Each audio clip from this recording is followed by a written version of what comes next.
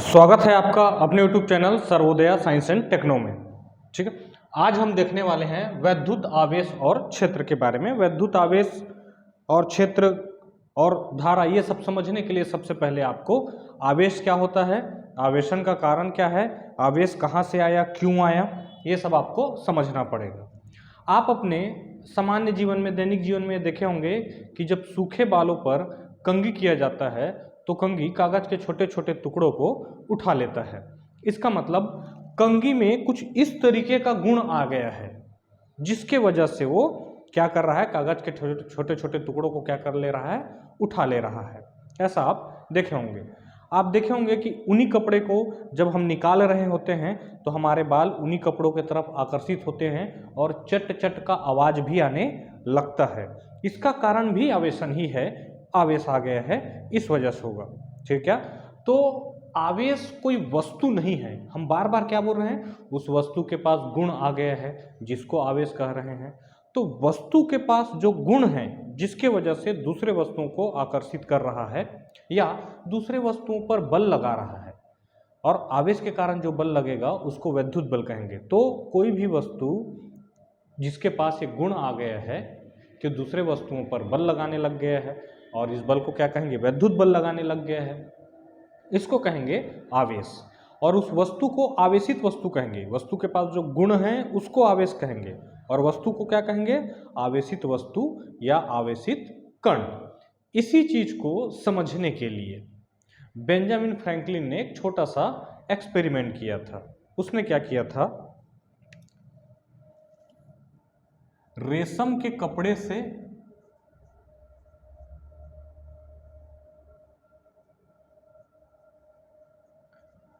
कांच को रगड़ के देखा था। कांच के छड़ को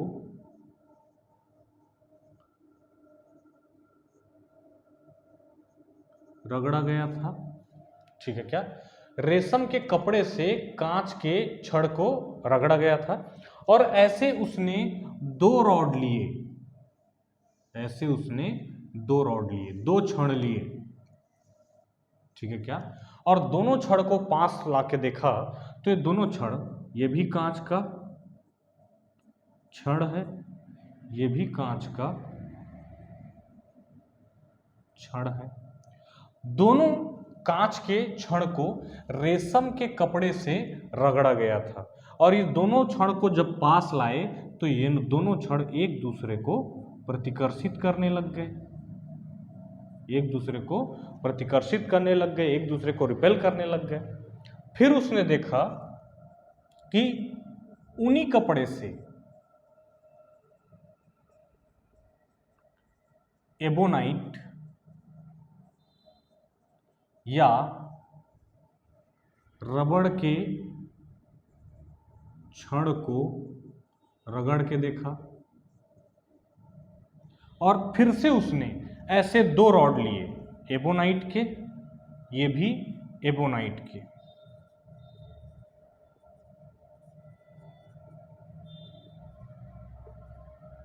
दोनों एबोनाइट, फिर से ये दोनों क्या करने लग गए, प्रतिकर्षित करने लग गए।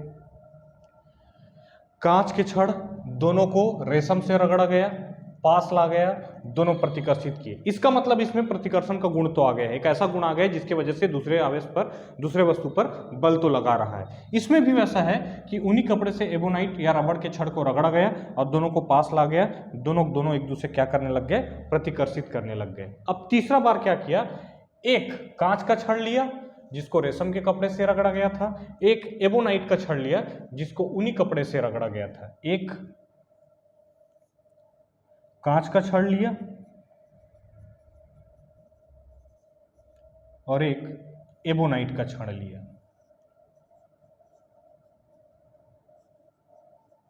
और ये दोनों क्या करने लग गए, आकर्षित करने लग गए। ये दोनों एक दूसरे को आकर्षित करने लग गए। अगर ये दोनों आकर्षित करने लग गए, देखिए कांच के छड़ और कांच का छड़, ये दोनों में एक ही आवेश आया होगा क्योंकि दोनों ही रेशम के कपड़े से रगड़ा गया था, यानी कि दोनों में एक ही प्रकार का गुण रहा होगा। ये दोनों को ऊनी कपड़े से रगड़ा गया था तो इन दोनों में एक ही प्रकार का गुण एक ही प्रकार का गुण था और दोनों प्रतिकर्षित किए।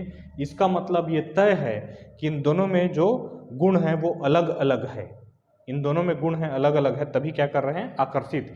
एक ही प्रकार वाले प्रतिकर्षित कर रहे हैं, ये दोनों अलग अलग प्रकार हैं तभी आकर्षित कर रहे हैं। ये दोनों एक ही प्रकार हैं, कैसे पता चला, दोनों कांच का ही छड़ है और दोनों को रेशम के कपड़े से ही रगड़ा गया।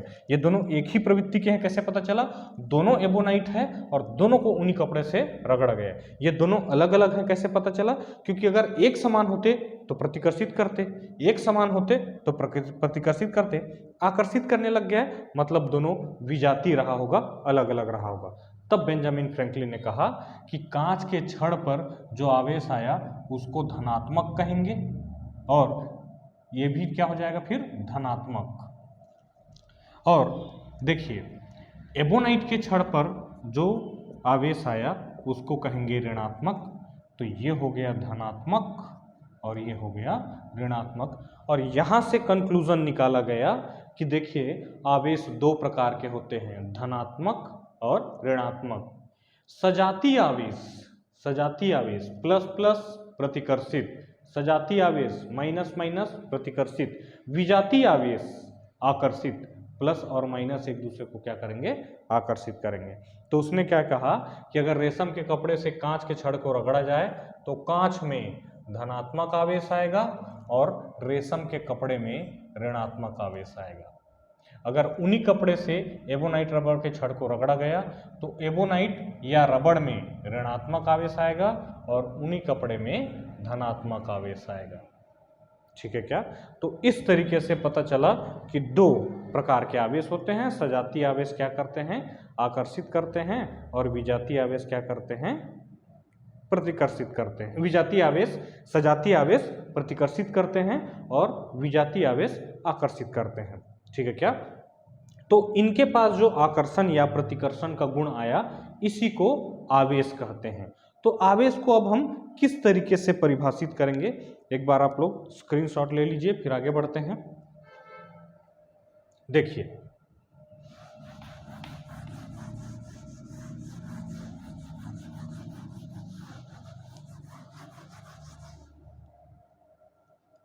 आवेश,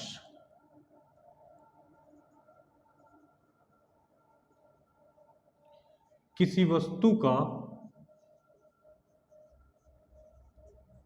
वह गुण जिसके फलस्वरूप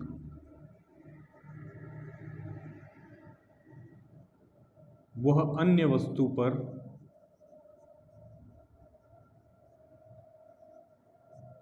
वैद्युत बल आरोपित करता है।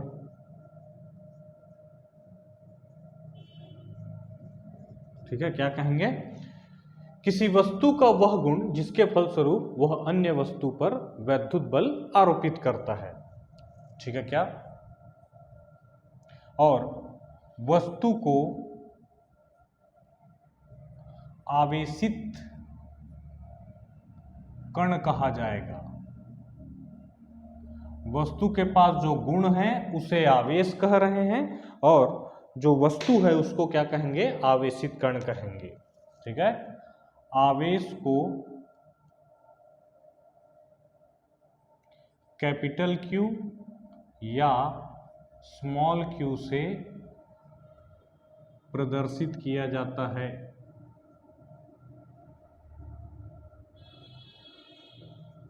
ठीक है क्या, आवेश का इकाई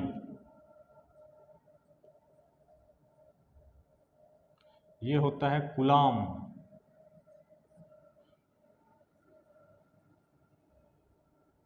ठीक है, इकाई को इसके कैपिटल सी से दिखाया जाएगा। यह एक अदिश राशि है,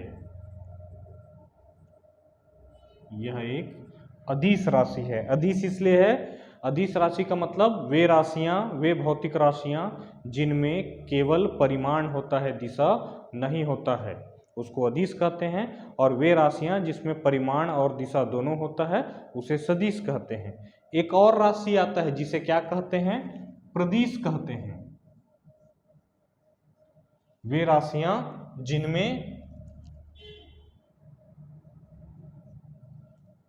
जिनको वे राशियां जिनको अदिश और सदिशों में नहीं रखा जाता उन्हें प्रदिश कहते हैं। प्रदिश राशियों का उदाहरण है जड़त्व आघूर्ण है, दाब है, कोण है, ये सब प्रदिश राशियां हैं जिनको ना अदिश कहा जा सकता है ना सदिश कहा जा सकता है। ठीक है, और हम फिजिक्स पढ़ रहे हैं, भौतिकी पढ़ रहे हैं, तो भौतिक राशियां वे राशियां होती हैं जिनको हम प्रत्यक्ष रूप से माप सकते हैं, उसे हम भौतिक राशियां कहते हैं। ठीक है क्या? देखिए, गुस्सा है, प्यार है, दर्द है, ये सब भौतिक राशियों में नहीं आएगा क्योंकि उनको प्रत्यक्ष रूप से मापा नहीं जा सकता है। तो वे राशियां जिनको प्रत्यक्ष रूप से मापा जा सकता है ये सारे भौतिक राशि है, और हम पूरे भौतिकी में इन्हीं भौतिक राशियों का अध्ययन करने वाले हैं। ठीक है क्या? आवेश दो प्रकार के होते हैं, एक होता है धनात्मक, एक होता है ऋणात्मक। सजातीय आवेश, एक ही प्रकार के आवेश क्या करते हैं? प्रतिकर्षित करते हैं। विजातीय आवेश एक दूसरे को आकर्षित करते हैं। ठीक है क्या? तो ये है आवेश के बारे में। अब ये समझना है कि किसी वस्तु में आवेश आया क्यों, आवेशन का कारण।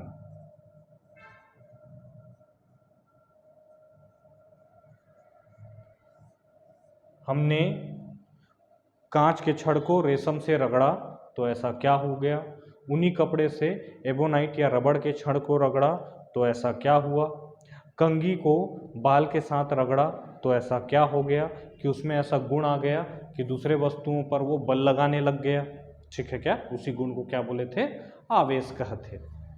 तो देखिए, जब भी हमने सारे केस में एक चीज दिया है, इन सब केस में घर्षण आया है, घर्षण आया है। घर्षण आने से ऊष्मा उत्पन्न होता है, वह ऊष्मा इलेक्ट्रॉन को मिल जाता है और इलेक्ट्रॉन का स्थानांतरण हो जाता है। ठीक है, तो आवेशन का कारण क्या है? इलेक्ट्रॉन का स्थानांतरण। देखिए कैसे, हर एक वस्तु अणुओं से बना है और हर एक अणु परमाणुओं से बना है, तो हम कह सकते हैं कि सारे के सारे वस्तु परमाणुओं से बने हैं। तो देखिए क्या होगा, अगर हम परमाणु की संरचना देखें तो सबसे अंदर है नाभि, जिसमें प्रोटॉन और न्यूट्रॉन होते हैं, और इसके चारों तरफ कक्षा होता है जिसमें इलेक्ट्रॉन घूम रहा होता है। इसके चारों तरफ कक्षा होता है जिसमें इलेक्ट्रॉन घूम रहा होता है। ये हम बना दिए इलेक्ट्रॉन।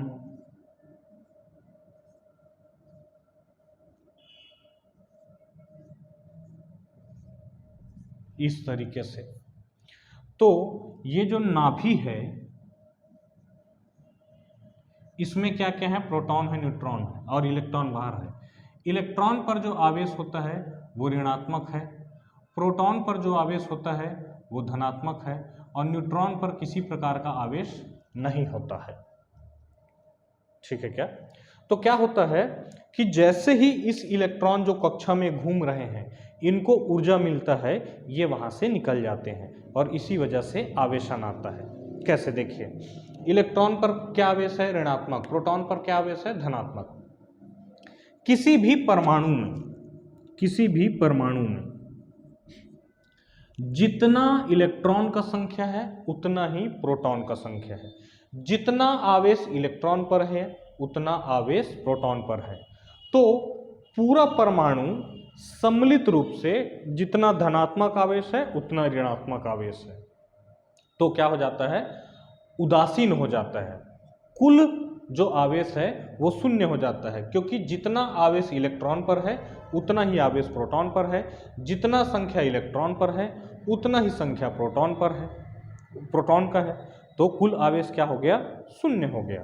लेकिन किन्हीं कारणों से अगर इलेक्ट्रॉन यहाँ से बाहर निकल गया या इसने इलेक्ट्रॉन ग्रहण कर लिया, ठीक है क्या, मान लिया जाए कि एक वस्तु है जो इलेक्ट्रॉन दाता है, इलेक्ट्रॉन दाता है, और एक वस्तु है जो इलेक्ट्रॉन ग्रहण करता है। अब इसी को देखिए, अभी जितना इसमें धनात्मक है उतना ही ऋणात्मक है, सम्मिलित रूप से उदासीन हो गया, इसके पास कोई आवेश नहीं है। अगर इससे एक इलेक्ट्रॉन ले लिया जाए, अच्छा इससे एक इलेक्ट्रॉन ले लिया जाए तो ऋणात्मक आवेश ले लिया तो इस पर धनात्मक आ जाएगा, क्योंकि अब प्रोटॉन का संख्या ज़्यादा हो गया। अब प्रोटॉन का संख्या ज़्यादा हो गया तो प्रोटॉन पर आवेश कैसा है, धनात्मक है। तो इलेक्ट्रॉन अगर इससे ले लूँगा तो इस पर धनात्मक आवेश आ जाएगा, और इसको इलेक्ट्रॉन दे दूंगा, अगर ये इलेक्ट्रॉन ग्रहण कर लेता है तो ऋणात्मक की मात्रा बढ़ जाएगी और ऋणात्मक आवेश आ जाएगा। तो जो इलेक्ट्रॉन देता है उस पर धनात्मक आवेश आता है, और जो इलेक्ट्रॉन लेता है उस पर ऋणात्मक आवेश आता है। ठीक है क्या?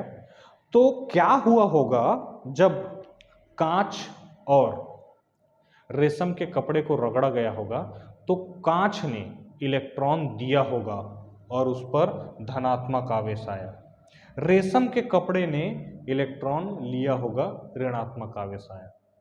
जब ऊन के कपड़े से एबोनाइट को रगड़ा गया तो ऊन के कपड़े ने इलेक्ट्रॉन दिया होगा, धनात्मक आया, एबोनाइट ने इलेक्ट्रॉन लिया होगा, ऋणात्मक आया।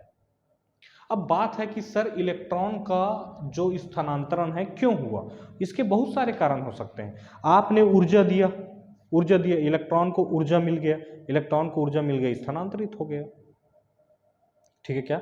दूसरे तरीके से ऊर्जा भी दे सकते हैं, आपने उसको गर्म कर दिया, इलेक्ट्रॉन वहां से बाहर निकल गया। आपने प्रकाश दे दिया, प्रकाश विकिरण दे दिया, जिसके बारे में आगे हम पढ़ने वाले हैं वैसे भी, कि किसी भी धातु के सतह को क्या कर दिया जाए, प्रकाश किरणों के सामने रख दिया जाए तो वहां से क्या निकलने लग जाते हैं, इलेक्ट्रॉन बाहर निकलने लग जाते हैं। और भी कारण हैं। जितने भी रासायनिक प्रक्रिया हैं उन सब में दो चीजों के बीच रासायनिक अभिक्रिया हो रहा है स्थायी होने के लिए। ध्यान से सुनिए, धातु के आखिरी वाला सेल जिसमें 1, 2 या 3 इलेक्ट्रॉन होते हैं, धातु के आखिरी वाले कक्षा में 1, 2 या 3 इलेक्ट्रॉन होते हैं, और ये नाभि का कुल आवेश क्या होगा, धनात्मक होगा। नाभि का कुल आवेश धनात्मक होगा, क्योंकि इसमें प्रोटॉन है जिसके पास धनात्मक आवेश है, न्यूट्रॉन के पास कोई आवेश नहीं है, तो कुल मिला के धनात्मक आवेश है। ये पूरे इलेक्ट्रॉन जिस पर ऋणात्मक आवेश है को खींच के रखा है, बांध के रखा है। लेकिन जो आखिरी वाला सेल है, आखिरी वाला कक्षा है, वो नाभि से काफी दूर है, तो वहां के इलेक्ट्रॉन को कम मात्रा में बांध के रखा है। जैसे ही उन इलेक्ट्रॉन को क्या मिलेगा, ऊर्जा मिलेगा, वो इलेक्ट्रॉन निकल जाएंगे। बाद में इसी को हम मुक्त इलेक्ट्रॉन बोलने वाले हैं जब चालक पढ़ेंगे। ठीक है? तो इलेक्ट्रॉन का स्थानांतरण कई वजह से हो सकता है। देखिए, धातु के आखिरी वाले सेल में 1, 2 या 3 इलेक्ट्रॉन, अधातु के आखिरी वाले सेल में 5, 6 या 7 इलेक्ट्रॉन। तो धातु का प्रवृत्ति क्या होता है, 1, 2 या 3 इलेक्ट्रॉन दान करके स्थायी हो जाऊं, क्योंकि उससे पहले वाला सेल पूरा भरा हुआ है। अधातु क्या सोचता है, 5, 6 या 7 इलेक्ट्रॉन दान करना आसान नहीं है, 1, 2 या 3 इलेक्ट्रॉन ले लेता हूं और अपना अष्ट पूरा कर लेता हूं। जिसके आखिरी वाले सेल में 8 इलेक्ट्रॉन होते हैं वो स्थायी होता है। ठीक है क्या? तो स्थायी होने के लिए उसने 1, 2 या 3 इलेक्ट्रॉन ले लिया, और इस तरीके से रासायनिक प्रक्रिया होता है जिसमें इलेक्ट्रॉन ही भाग लेते हैं। इलेक्ट्रॉन का स्थानांतरण से रासायनिक प्रक्रिया होता है। ठीक है क्या? जैसे NaCl, खाने का नमक, सोडियम ने 1 इलेक्ट्रॉन दिया, क्लोरीन ने 1 इलेक्ट्रॉन लिया, सोडियम पर धनात्मक आवेश, क्लोरीन पर ऋणात्मक आवेश, दोनों ने मिलकर नया यौगिक बना लिया जिसका नाम है नमक NaCl। ठीक है? तो रासायनिक प्रक्रिया में क्या हुआ, इलेक्ट्रॉन का स्थानांतरण हुआ। तो बहुत सारे ऐसे मटेरियल हैं जो स्थायी होने के लिए इलेक्ट्रॉन का स्थानांतरण करते हैं। ठीक है?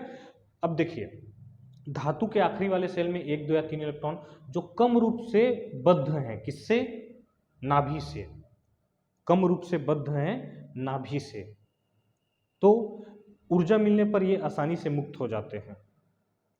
लेकिन अधातु के आखिरी वाले सेल में 5, 6 या 7 इलेक्ट्रॉन हैं।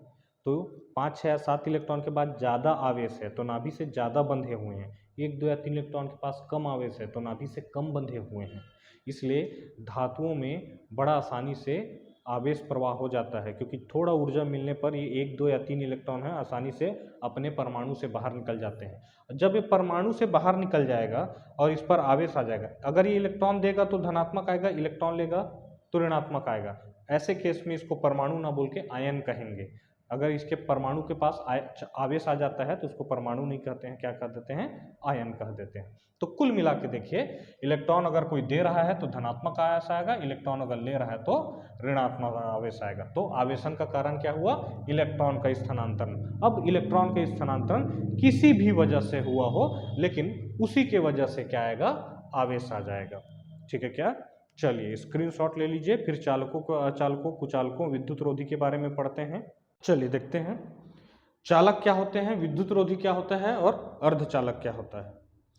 तो वे सारे पदार्थ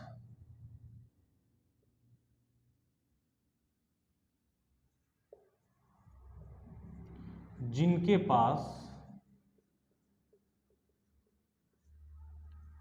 मुक्त आवेश या मुक्त इलेक्ट्रॉन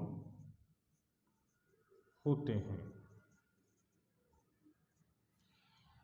ठीक है, क्या होगा, चालक क्या होता है, जिनके पास मुक्त इलेक्ट्रॉन होते हैं। अब मुक्त इलेक्ट्रॉन का मतलब क्या है, देखिए अभी हम पढ़े कि मुख्यतः धातु के पास आखिरी वाले सेल में 1, 2 या 3 इलेक्ट्रॉन हैं, जो कि नाभि से कम मात्रा में बंधे हुए हैं।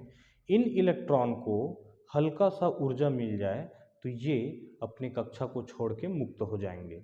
ऐसे जो बहुत कम मात्रा में बद्ध इलेक्ट्रॉन होते हैं, इन्हें मुक्त इलेक्ट्रॉन कहते हैं। और जब ये मुक्त होते हैं तो प्रवाह होने लग जाते हैं, तो हम कहेंगे ऐसे पदार्थ जो आवेश का प्रवाह करता है, ऐसे पदार्थ जिनमें आवेशों का प्रवाह हो सकता है, उसे हम क्या कहते हैं, चालक कहते हैं। लेकिन आवेश का प्रवाह होने के लिए उसमें मुक्त आवेश होना भी चाहिए। आवेश तो सभी चीज में है, लेकिन ऐसे आवेश होना चाहिए जो प्रवाह कर सके। तो अब देखिए, मान लीजिए हम किसका उदाहरण लें, अधातु का। अधातु का आखिरी वाले सेल में 5, 6 या 7 इलेक्ट्रॉन है, जो कि नाभि से बहुत मजबूत रूप से बंधे हुए हैं। ठीक है क्या, अब बात यह है कि ये 5, 6 या 7 इलेक्ट्रॉन है वो नाभि से मजबूत रूप से क्यों बंधे हुए हैं, और धातु में जो 1, 2 या 3 इलेक्ट्रॉन है वो नाभि से काफ़ी कम रूप में क्यों बद्ध हुए हैं। तो 1, 2, 3 जो इलेक्ट्रॉन है उसके पास कम मात्रा में आवेश है, तो नाभि से कम मात्रा में खींचाएगा। जबकि जो अधातु है उसके आखिरी वाले सेल में 5, 6 या 7 इलेक्ट्रॉन है। 5, 6 या 7 इलेक्ट्रॉन के पास ज़्यादा आवेश होगा, तो नाभि से ज़्यादा मात्रा में खींचा के रखा हुआ है वो। ठीक है क्या, तो इसलिए हम कहते हैं कि धातु में आवेश का प्रवाह होता है, इसलिए धातु चालक है। लेकिन अधातु में, मुख्यतः अधातु में आवेश का प्रवाह नहीं होता, इसलिए वो कुचालक है या विद्युत रोधी है। ठीक है क्या, तो वे पदार्थ जिनके पास मुक्त आवेश होते हैं, इस मुक्त आवेश या इलेक्ट्रॉन होते हैं। आवेश जो हम पढ़ने वाले हैं उसमें सब आवेश का काम कौन करेगा, इलेक्ट्रॉन करेगा, क्योंकि इलेक्ट्रॉन ही प्रवाह होगा। और इलेक्ट्रॉन में क्या होता है, आवेश का गुण होता है, तो इलेक्ट्रॉन को ही आवेश कह रहे हैं। लेकिन ध्यान रखिए, इलेक्ट्रॉन के पास जो गुण है उसको आवेश कह रहे हैं। तो वे पदार्थ जिनके पास मुक्त आवेश होता है, अर्थात इसका मतलब ये भी है कि वे पदार्थ जिनमें आवेश प्रवाहित होता है। और जब हम विद्युत धारा पढ़ेंगे तो इसको ऐसा भी बोला जाता है कि वे पदार्थ जिनमें विद्युत धारा प्रवाहित होती है। लेकिन ये शब्द है, ये अभी आपके बुक में नहीं लिखा रहेगा, क्योंकि हम पढ़ किसके बारे में रहे हैं, आवेश। तो सबको कैसे परिभाषित करना है, आवेश के हिसाब से। ठीक है, तो हम क्या कहेंगे, वे पदार्थ जिनके पास मुक्त आवेश या इलेक्ट्रॉन होते हैं, वे पदार्थ जिनमें आवेश प्रवाहित होता है। और इसको हम आगे पढ़ेंगे कि वे पदार्थ जिनमें विद्युत धारा प्रवाहित होती है उसे हम क्या कहते हैं, चालक कहते हैं। बाद में हम पढ़ेंगे कि आवेश प्रवाह के दर को ही वैद्युत धारा कहते हैं। इस आवेश प्रवाह को जो दर है, जिस हिसाब से आवेश प्रवाह हो रहा है, उसके दर को हम वैद्युत धारा कहने वाले हैं। ठीक है। अब इसका विरोधी विद्युत रोधी, ठीक है। तो इन पदार्थों के पास आवेश तो है, पर ऐसे आवेश नहीं है जो मुक्त हो सके या जो मुक्त हो, जो प्रवाहित हो सके, ऐसे आवेश नहीं है। तो इसमें ना धारा प्रवाहित हो सकता है, ना आवेश प्रवाहित हो सकता है। आवेश जब प्रवाहित नहीं हो रहा है तो धारा का शब्द ही पैदा नहीं होता, क्योंकि आवेश प्रवाह के दर को ही हम क्या कहने वाले हैं, वैद्युत धारा कहने वाले हैं। तो वे पदार्थ, अच्छा, सबसे अच्छा चालक,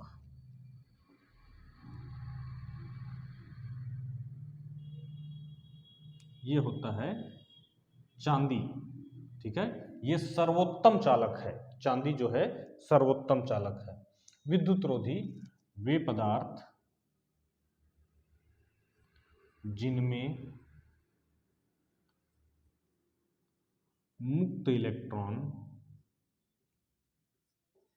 नहीं होते या मुक्त आवेश नहीं होते, है ना, ऐसे पदार्थों में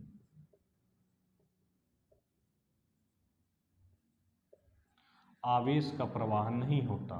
आवेश का प्रवाह नहीं होता। बाद में हम पढ़ने वाले हैं कि वे पदार्थ जिनमें धारा प्रवाहित नहीं होती, उन सारे पदार्थों को क्या कहा जाएगा, विद्युत रोधी या कुचालक कहा जाएगा। ठीक है। अर्धचालक क्या होता है, वे पदार्थ जो चालक और विद्युत रोधी के बीच का है, मतलब इसकी चालकता चालकों से कम और विद्युत रोधी से ज्यादा होगा। ठीक है।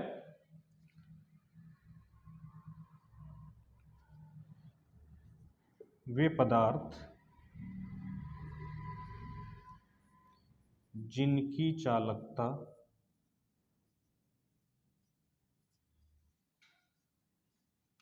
चालकों से कम और विद्युत रोधी से अधिक होती है। ठीक है। और एक बात और ध्यान रखेंगे, चालक मुख्यतः, इसका उदाहरण पूछेगा तो मुख्यतः जो धातुएं हैं, लगभग सब क्या हैं, चालक हैं। और इसमें लगभग उदाहरण में आ जाएगा मुख्यतः अधातुएं। ठीक है, ये सब क्या हैं। और अर्धचालक जो है, इसका उदाहरण है सिलिकॉन है, जर्मेनियम है, ये सब आपका एक पूरा अध्याय है इस पर, अर्धचालक, जिसके बारे में हम बाद में पढ़ेंगे। अर्धचालकों को हम अलग से पढ़ेंगे इलेक्ट्रॉनिक युक्तियों में। ठीक है क्या, चलिए स्क्रीनशॉट ले लीजिए। चलिए देखते हैं प्रेरण द्वारा आवेशन। उसको समझने से पहले हम समझ लेते हैं पृथ्वीकृत या भूसंपर्कित करना क्या होता है। जब किसी पदार्थ को चालक से पृथ्वी से जोड़ दिया जाता है, जब किसी पदार्थ को चालक से पृथ्वी से जोड़ दिया जाता है, तो इस पदार्थ के पास जो भी आवेश रहेगा वो पृथ्वी में पूरा चले जाएगा।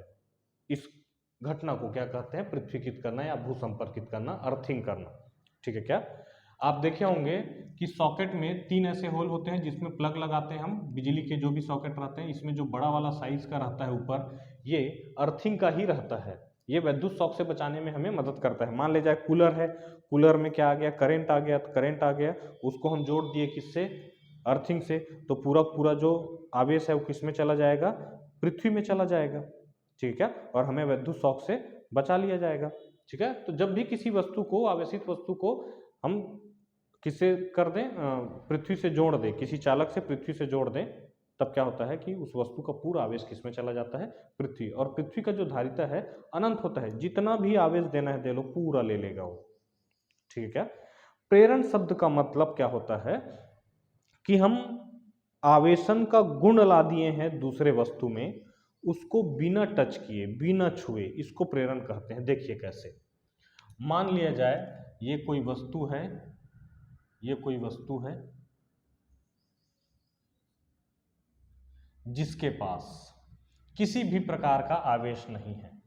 अब हमने क्या किया, एक आवेशित रॉड को इसके पास लाया, आवेशित रॉड को इसके पास लाया, तो ये जो आवेश है इसने क्या किया, ऋणात्मक को अपनी ओर खींच लिया, जो इलेक्ट्रॉन है उसको अपनी ओर खींच लिया, तो दूसरे तरफ इलेक्ट्रॉन की कमी आ गई, दूसरे तरफ इलेक्ट्रॉन की कमी आ गई, तो उसको कहेंगे धनावेशित।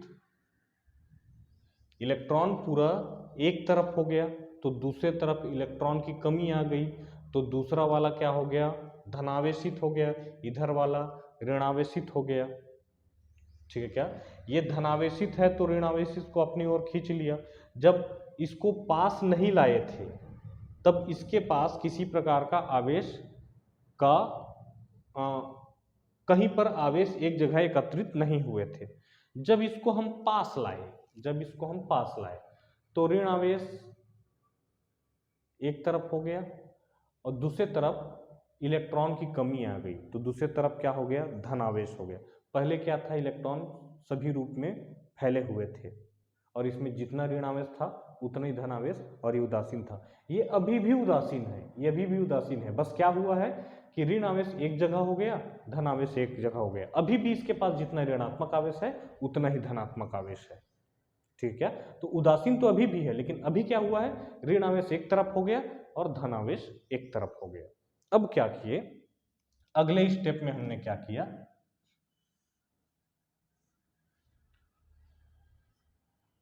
रॉड को इसके पास ही रखा है ताकि ये ऋण आवेश को बांधे रखे, और दूसरी तरफ जो इसको हमने पृथ्वीकृत कर दिया, भू संपर्कित कर दिया, क्या कर दिया, अर्थिंग कर दिया।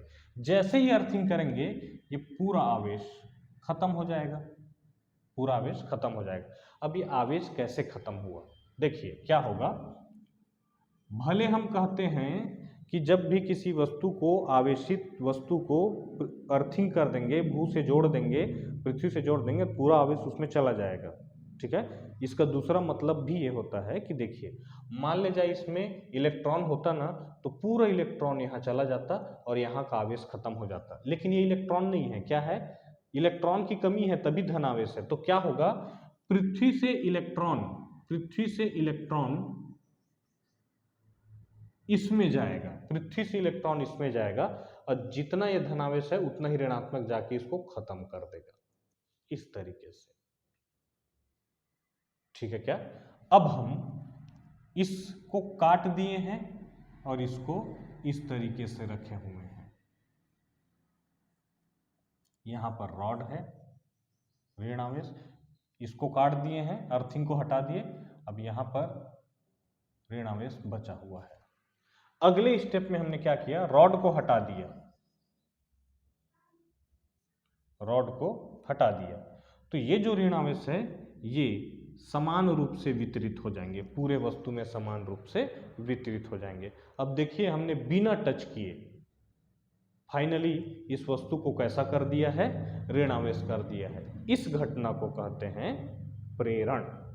ठीक है क्या, क्या कहते हैं, प्रेरण, प्रेरण द्वारा आवेशन। चलिए देखिए, तो प्रेरण द्वारा आवेशन क्या हुआ, जब किसी आवेशित छड़ को किसी अनावेशित चालक के पास लाया जाता है तो अनावेशित चालक के पास वाले सिरे में विजातीय तथा दूरवर्ती सिरे पर सजातीय आवेश उत्पन्न हो जाता है। इस क्रिया को आवेशन कहते हैं। क्या कह रहा है कि इस तरीके से बनाए थे कि हमने रॉड लाया था इस तरीके से प्लस वाला, तो यहाँ माइनस आ गया था और यहाँ प्लस आ गया था। यही बोल रहा है कि जब किसी अनावेशित, जब किसी आवेशित छड़ को किसी अनावेशित चालक के पास लाया जाता है तो पास वाले सिरे पर विजातीय आ गया और दूर वाले सिरे पर सजातीय आ गया। इस घटना को क्या कहे हैं, आवेश का प्रेरण कहते हैं। अब प्रेरण द्वारा दो धात्विक गोलों को आवेशित करना है। चलिए देखिए, दो धात्विक गोले हैं, दोनों को हमने टच करके रखा हुआ है और फिलहाल इन पर कोई आवेश नहीं है, इन पर कोई आवेश नहीं है। अब हमने एक रॉड को लाया, धनावेशित रॉड को लाया, तब क्या हुआ,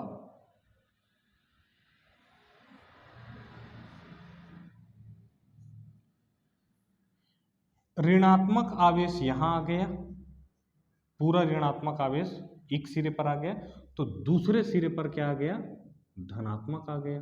दूसरे सिरे पर किसकी कमी हो गई, ऋणात्मक की कमी हो गई। ये पूरा जो ऋणात्मक दिख रहा है वो सब इलेक्ट्रॉन ही है, तो इलेक्ट्रॉन खींच के कहाँ आ गया, इस तरफ आ गया, और इस तरफ क्या आ गया, धनात्मक आ गया।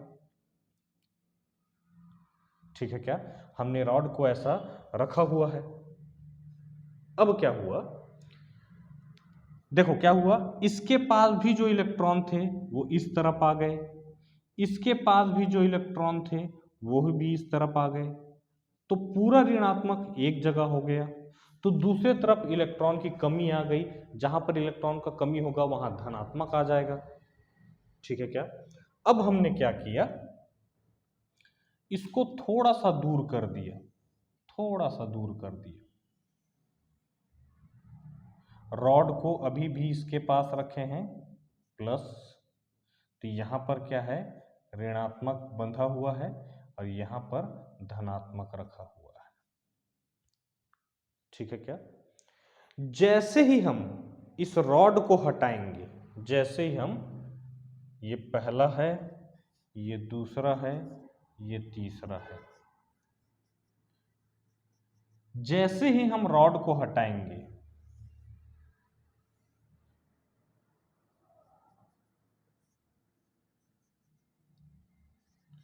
देखिए रॉड यहां पर है इसलिए ऋणात्मक को खींचे हुए है, इसलिए धनात्मक उधर है। जैसे ही रॉड को हटाएंगे, ये ऋणात्मक ये धनात्मक एक दूसरे को आकर्षित कर लेंगे, तो पूरा ऋणात्मक इधर चला गया और ये धनात्मक एक दूसरे को आकर्षित कर लिए। लेकिन हमने इसको टच नहीं करवाया है, नहीं तो ये खत्म हो जाता, एक दूसरे को खत्म कर देते। टच नहीं करवाया है, दूर है, तो ऋणात्मक इसमें आ गया, धनात्मक इसमें आ गया। ठीक है क्या, और हमने इनको जब काफी दूर कर दिया, काफी दूर कर दिया,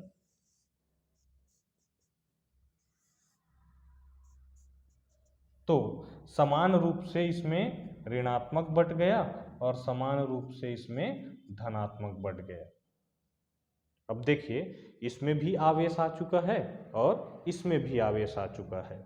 इसको कहते हैं क्या, प्रेरण द्वारा दो धात्विक गोलों को आवेशित करना। पहले दोनों में कोई आवेश नहीं था, रॉड को हमने पास लाया, इन दोनों के, इसका भी देखो अभी टच है तो इसका भी इलेक्ट्रॉन यहाँ आ सकता है। ठीक है, टच है तो इसका इलेक्ट्रॉन भी यहाँ आ सकता है, तो पूरा ऋणावेश एक जगह आ गया। दूसरी तरफ क्या हो गया, ऋणावेश की कमी हो गई, यानी कि धनात्मक आ गया। अब हमने क्या किया, इनको हल्का से दूर किया, हल्का से दूर किया, तो अभी भी ऋणावेश को एक खींच के रखा है, तो धनावेश दूसरी तरफ। अब हमने क्या किया, इस रॉड को हटा दिया, इस रॉड को हटा दिया तो ऋणात्मक धनात्मक एक दूसरे को आकर्षित कर लिए और एक दूसरे के करीब चले गए।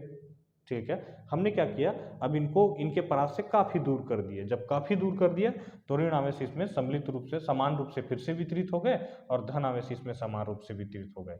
इसको क्या कहेंगे, देखिए इन दोनों के पास शुरुआत में कोई आवेश नहीं था, हमने बिना टच किए, इस रॉड से बिना टच किए क्या कर दिया, धात्विक गोलों को आवेशित कर दिया।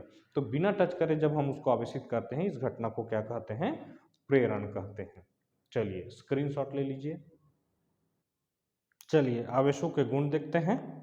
वैद्युत आवेश के मूल गुण, तो मूल इसके तीन प्रकार के गुण हैं। पहला है योज्यता का गुण, या योग का गुण, जो यह बताता है कि वैद्युत आवेश को किस तरीके से जोड़ा जाएगा। ये क्या बोलता है, किसी निकाय का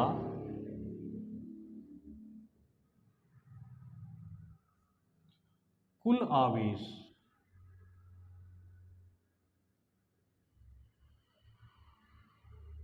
उस निकाय में उपस्थित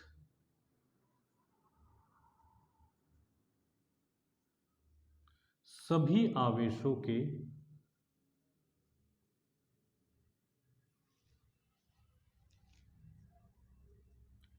बीजगणितीय योग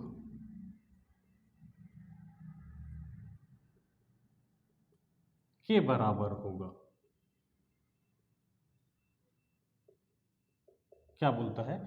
किसी भी निकाय का कुल आवेश उस निकाय में उपस्थित सभी आवेशों के बीजगणितीय योग के बराबर होगा। कहना क्या चाह रहा है? मान लेते हैं ये कोई निकाय है। जब भी शब्द बोले निकाय तो जितने भी भाग का हम अवलोकन कर रहे हैं उस भाग को हम निकाय मान लेते हैं। मान ले जाए मैं इस रूम में का अवलोकन कर रहा हूं तो ये रूम मेरे लिए क्या हो जाएगा? निकाय हो जाएगा। ठीक है, तो जितने भाग का हम क्या कर रहे हैं? अवलोकन कर रहे हैं, ऑब्जर्वेशन कर रहे हैं, उस भाग को क्या कहते हैं? हम निकाय है। इस निकाय में +3 कूलाम है, -4 कूलाम है, +2 कूलाम है। तो ये क्या बोलता है? इस निकाय का कुल आवेश को इस तरीके से बताना है। कुल आवेश कितना होगा? आवेश को हम Q से दिखाते हैं तो बोलता है कि +3 +2 -4, 3 2 5 -4, यानी कि 1 कूलाम बताना है धनात्मक में, ऐसा बोल रहा है। क्या बोला है? किसी निकाय का कुल आवेश उस निकाय में उपस्थित सभी आवेशों के बीजगणितीय योग। बीजगणितीय योग का मतलब है चिन्ह के साथ जोड़ना है, चिन्ह के साथ योग करना है, उसको कहते हैं बीजगणितीय योग। तो हमने इसको चिन्ह के साथ जोड़ दिया, ये पहला गुण है। ठीक है क्या? दूसरा गुण है आवेशों का संरक्षण। ये क्या कहता है? किसी विलगित निकाय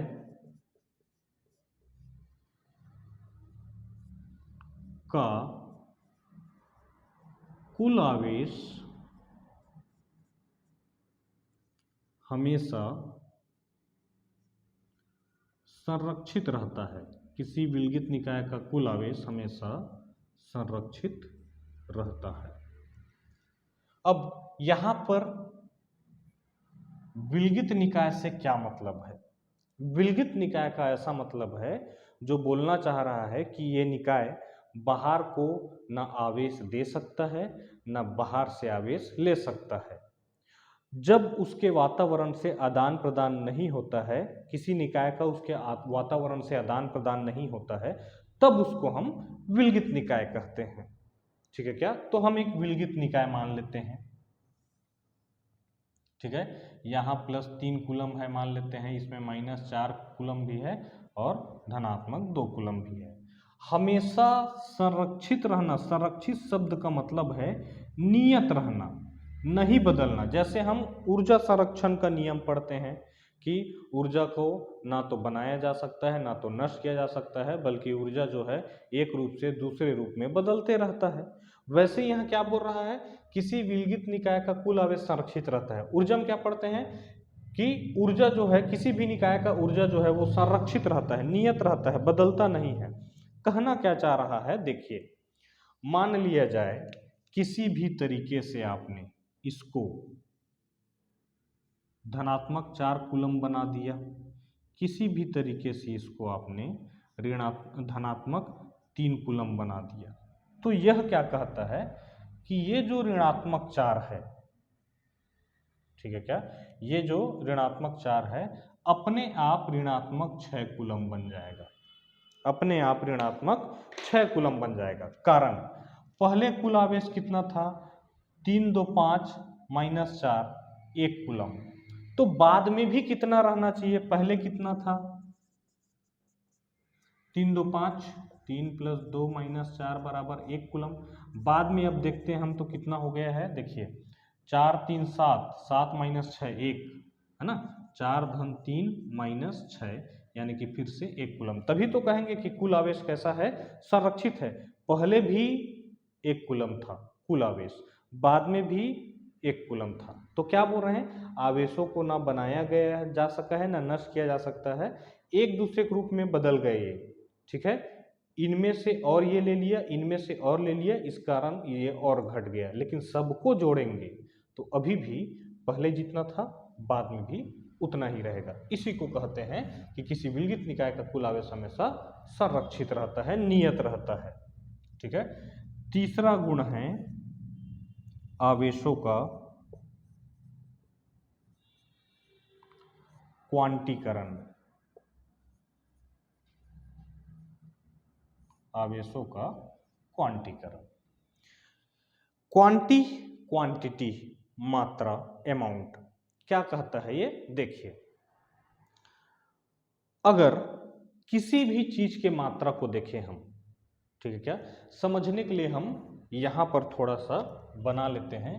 किसी भी चीज का मात्रा को समझे, अगर आप किसी भी चीज का मात्रा, मान लिया जाए आपके पास कितने पैसे हैं, आपके पास कुल राशि कितनी हो सकती है, कुल राशि कितनी हो सकती है, तो 1 पूर्णांक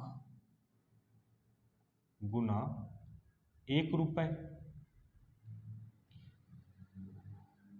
अब इस चीज को ध्यान से समझिए। आपके पास जितने भी पैसे होंगे वो 1 रुपए के पूर्ण गुणज में होगा।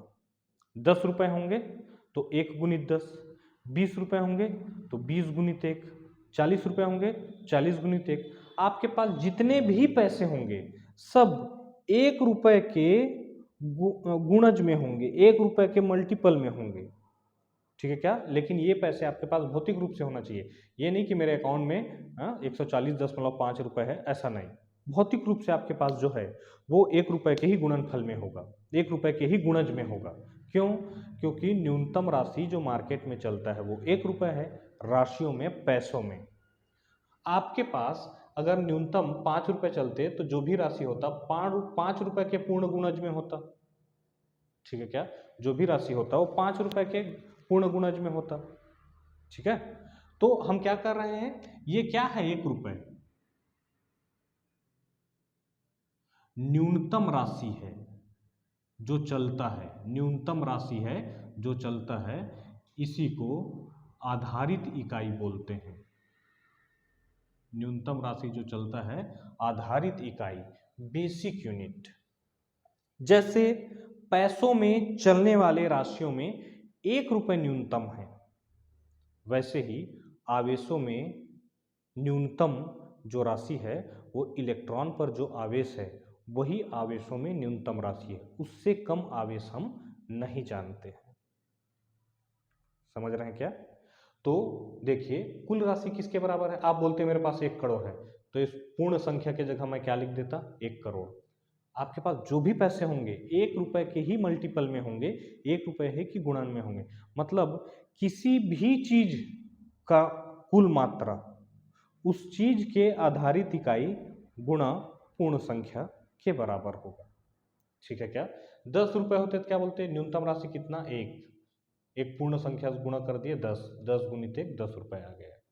50 पैसे चलते तो यहाँ 1 रुपए की जगह मैं 50 पैसे भी लिखता।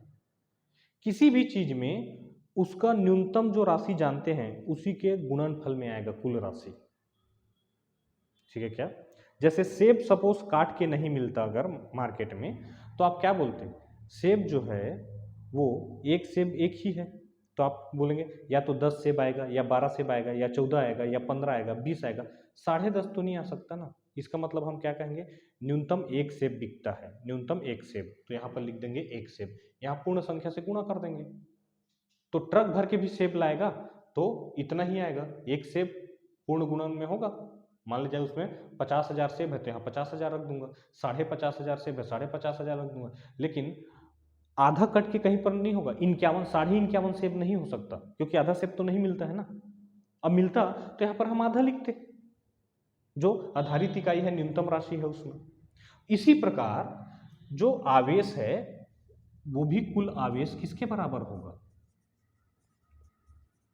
एक पूर्णांक के बराबर, अब आधारित इकाई।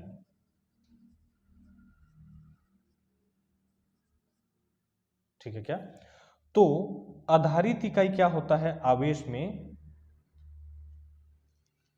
आवेशों में आवेश का आधारित इकाई ये होता है इलेक्ट्रॉन पर आवेश।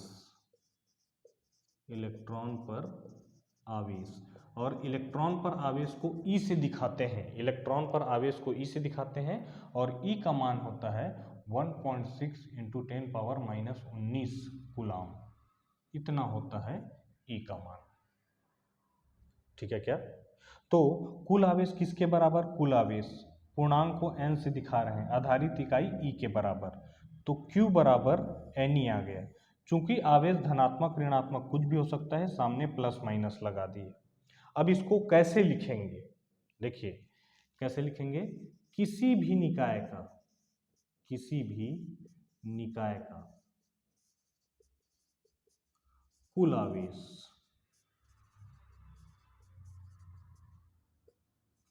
इलेक्ट्रॉन पर आवेश के पूर्ण गुणज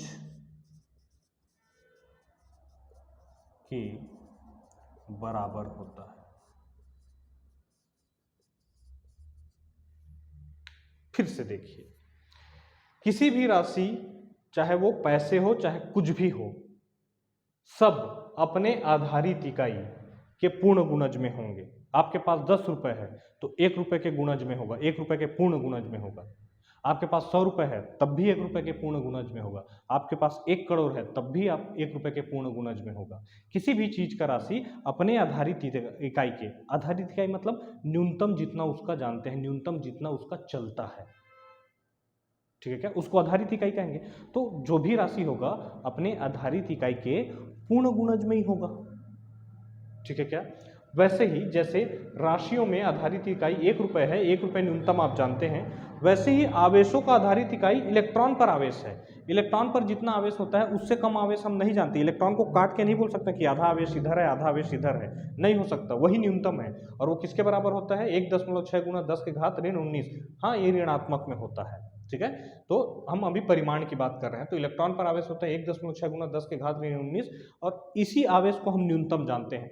तो इससे ज्यादा जो भी आवेश होगा वो इसके पूर्ण गुणज में होगा। 2 इलेक्ट्रॉन के बराबर, 3 इलेक्ट्रॉन के बराबर, 4 इलेक्ट्रॉन के बराबर, 1 करोड़ इलेक्ट्रॉन के बराबर, 4 करोड़ इलेक्ट्रॉन के बराबर।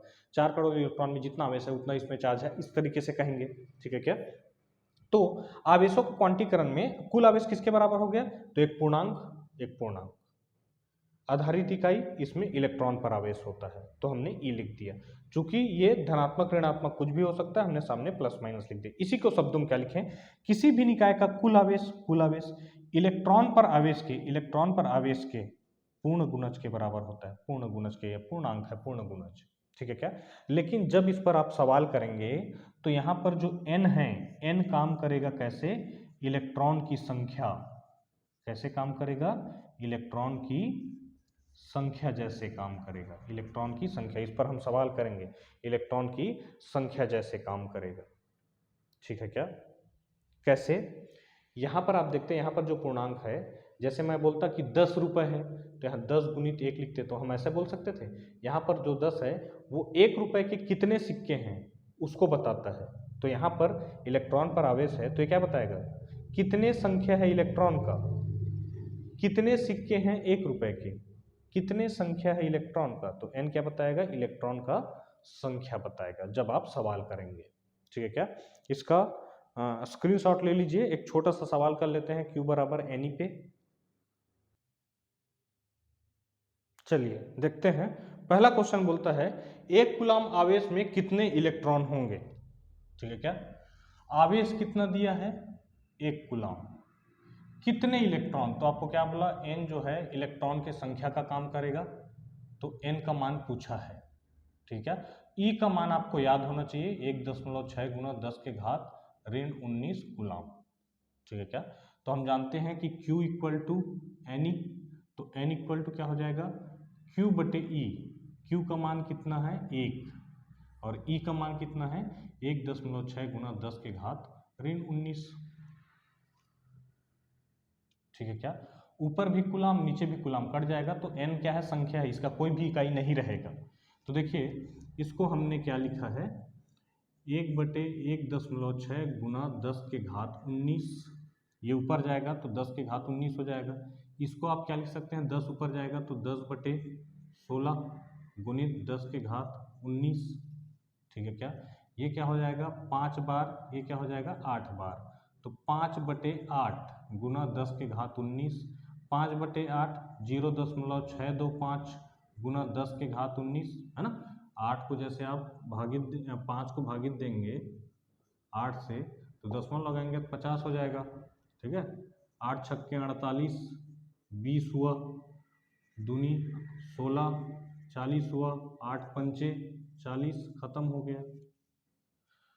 तो ये है आपका इलेक्ट्रॉन का संख्या, लेकिन साइंटिफिक नोटेशन में लिखेंगे तो 1 दशमलव बाद लगाते हैं, तो 6.25 ये 19 है, 18 हो जाएगा, 10 के घात 18 है ना।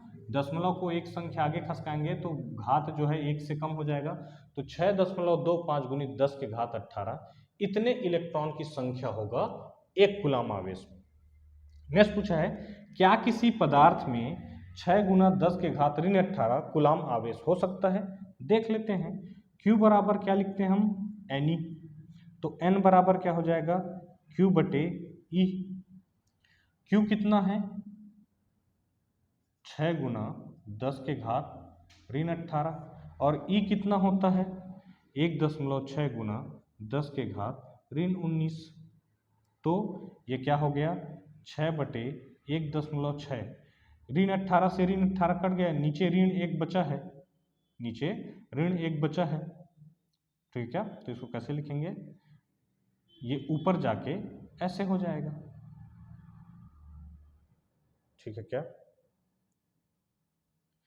भाई, ये इस तरीके से लिखा है 6 ऋण 18 कट गया, अब 1.6 गुणा कितना है 10 के घात ऋण 1, ऊपर जाके धन 1 हो जाएगा, तो 60/1.6 यानी कि 600/16,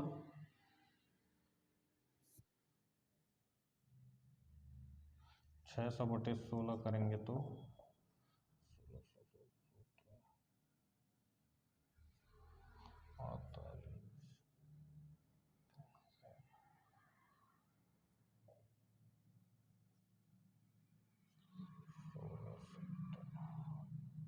37 कुछ आ रहा है, ठीक है, तो 37.5, तो ये आ रहा है 37.5 n, और n हम क्या पढ़े हैं पूर्णांक होता है, जबकि ये पूर्णांक नहीं है। तो किसी भी पदार्थ में इतना कूलाम आवेश नहीं हो सकता है, कारण n इसमें 37.5 बता रहा है, इलेक्ट्रॉन की संख्या कितना बता रहा है 37.5, इलेक्ट्रॉन की संख्या 37.5 नहीं हो सकता, 37 हो सकता है, 38 हो सकता है, पूर्णांक में आएगा। ये बिल्कुल वैसे पूछ रहा है, क्या किसी आदमी के पास 11.25 रुपए हो सकते हैं? नहीं हो सकते, क्योंकि 50 पैसा 25 पैसा चलता नहीं है, ठीक है क्या। तो n का संख्या इसका मतलब क्या आ गया 37.5 आ गया, जो कि पूर्णांक नहीं है, और हमने क्या पढ़ा पूर्ण गुणज के बराबर होता है, ठीक है। तो यहाँ पर क्या पता चलता है आपको कि इतना इलेक्ट्रॉन इतना आवेश किसी में नहीं हो सकता है, इतना आवेश संभव नहीं है, क्योंकि इससे इलेक्ट्रॉन की संख्या देखने पर पूर्णांक नहीं आ रहा है, ठीक है। तो आज के लिए इतना काफ़ी है, अगले लेक्चर में हम जो वैद्युत बल है किस मात्रा में लगेगा, न्यूटन का कूलाम का नियम वगैरह हम देखेंगे। तब तक के लिए ठीक है, बढ़िया से पढ़ाई करते रहिए। आप हमारे टेलीग्राम चैनल से जुड़ सकते हैं, हमारे जितने भी वीडियो रहेंगे उन सब में पहले कमेंट में हमारा टेलीग्राम का लिंक रहेगा, ठीक है, उससे आप जुड़ सकते हैं। जो सवाल आपसे नहीं बनते हैं उसमें आप भेज सकते हैं, ठीक है, और जैसे ही आप अपना सवाल भेजेंगे सॉल्व करके वापस आपको भेज दिया जाएगा। मिलते हैं अगले वीडियो में, तब तक बढ़िया से पढ़ाई करते रहिए। Thank you.